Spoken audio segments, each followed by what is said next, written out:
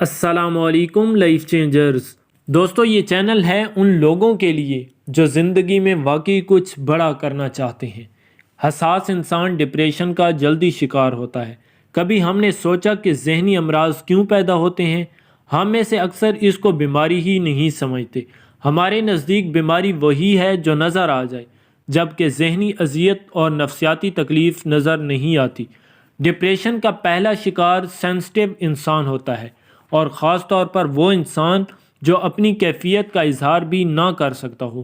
3 چیزیں mental stress بڑھانے میں اہم کردار ادا کرتی ہیں: روزگار، محبت اور انسانی رویے۔ اگر دیکھا جائے تو سب سے زیادہ اہم انسانی رویے ہیں۔ آفس میں ایک باس کا رویہ، ایک دوست، محبوب، والدین یا سسرال کا برتاؤ۔ کوئی نہ کوئی آپ اذیت دینے میں اپنا کردار ادا کر رہا ہوتا ہے، اور آپ ہڈن ڈپریشن کا شکار ہوتے چلے جاتے ہیں۔ یہاں پر ایک عمومی رویہ یہ بھی ہے کہ کوئی ڈپریشن کا شکار ہے تو اسے نفسیاتی مریض سمجھ لیا جاتا ہے۔ اس لیے لوگ اپنا ذہنی دباؤ کسی سے بانٹتے نہیں اور اندر ہی اندر جنگ لڑ رہے ہوتے ہیں۔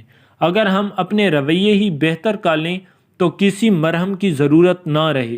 کسی کے جذبات، احساسات اور خدمات کی قدر ہی جان لیں تو اسے ذہنی دباؤ کا شکار ہونے سے بچایا جا سکتا ہے۔ یہ بات بڑی دلچسپ ہے کہ ڈپریشن کا باعث آپ کے قریبی رشتے ہی بنتے ہیں۔ وہ کسی اور کو یہ اعزاز حاصل نہیں کرنے دیتے۔ اگر شادی سے پہلے بیٹی یا بیٹے کی پسند پوچھ لی جائے تو کیا حرج ہے؟ اور اگر پسندیدگی ہو تو اناپ پس پشت ڈال کر وہاں بیاہ دینے میں کیا امر مانے ہے؟ 35% والدین بچوں کی زبردستی شادی کر کے خود کو نام نہاد سرخروئی حاصل کر لیتے ہیں، لیکن اولاد کو ڈپریشن اور کمپرومائز جیسی اذیت میں ڈال دیتے ہیں۔ سسرالی نظام ذہنی اذیت میں اہم کردار ادا کرتا ہے۔ کتنی لڑکیوں کے خواب سسرال کی دہلیز پار کرتے ہی چکنا چور ہو جاتے ہیں۔ ہر ساس اپنا ڈپریشن اور محرومی بہو میں منتقل کرنے لگتی ہے۔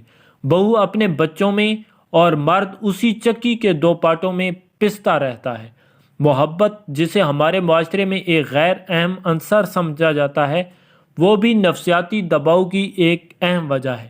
محبت جسے ہو جائے وہ زیر عتاب، جو پالے تان و تشنیع اس کا مقدر، اور جس کی کھو جائے اس کے لیے عمر بھر کی محرومی اور اذیت۔ کوئی حالات کا مارا ہو یا محرومی کا، نفرت کا ڈسا ہو یا محبت کا، ہمارے معاشرے میں مرہم رکھنے کی ریت ہی نہیں۔